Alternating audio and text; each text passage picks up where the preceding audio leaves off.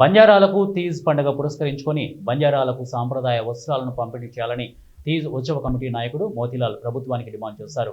August 16 నుండి 24వ తేదీ వరకు సరూర్ నగర్ స్టేడియంలో తీజ్ పండుగ వేడుకలను నిర్వహిస్తున్నామని మోతీలాల్ తెలిపారు.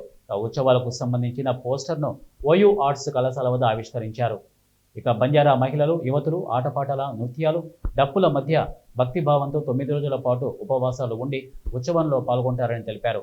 రాష్ట్ర ప్రభుత్వం ప్రతి సంవత్సరం తీజ్ పండుగను అధికారికంగా జరపాలని, తీజ్ పండుగకు నిధులను కేటాయించాలని ఈ సందర్భంగా మోతీలాల్ విజ్ఞప్తి చేశారు. సరూర్ నగర్లో నిర్వహించే తీజ్ ఉత్సవాలకు ముఖ్యమంత్రి రేవంత్ రెడ్డితో పాటు మంత్రి సీతక్కలను ఆహ్వానిస్తున్నామని తెలిపారు.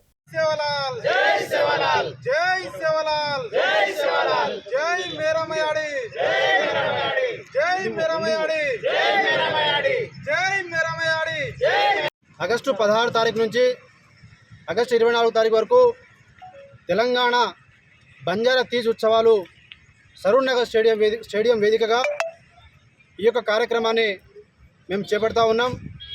తెలంగాణ బంజారా తీజ్ ఉత్సవ కమిటీ ఆధ్వర్యంలో ఈ యొక్క కార్యక్రమం అనేది చేపడుతున్నాం. ఈ బంజారా తీజ్ కార్యక్రమం అనేది ఆడపిల్లలు చేసే ఒక ప్రతిష్టాత్మకమైనటువంటి ఒక పండుగ.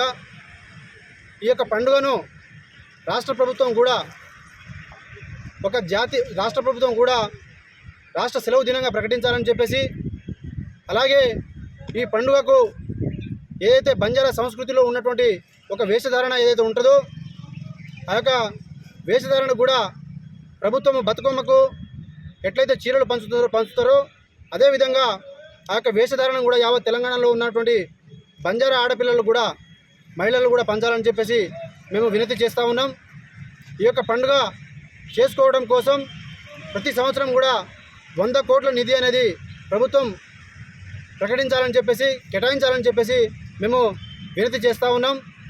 అలాగే ప్రతి సంవత్సరం కూడా సెక్రటరియట్ ముందర రాష్ట్ర ప్రభుత్వమే ఒక రాష్ట్ర పండుగలాగా రాష్ట్ర ప్రభుత్వ చొరవతోనే ఈ యొక్క కార్యక్రమం చేపట్టాలని చెప్పేసి కూడా మేము వినతి చేస్తూ ఉన్నాం.